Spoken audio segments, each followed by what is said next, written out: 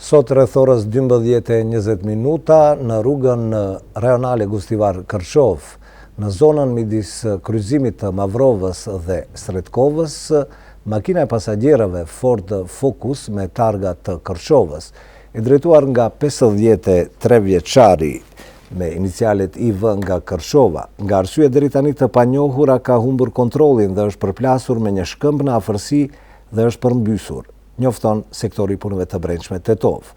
Nga goditja dhe rrukullisja, shoferi, baba i tij MV 77 vjeç dhe vëllai i tij SHV 51 vjeç, kanë marrë lëndime dhe me një ambulancë janë transferuar për ndihmë mjekësore në spitalin e Gustivarit.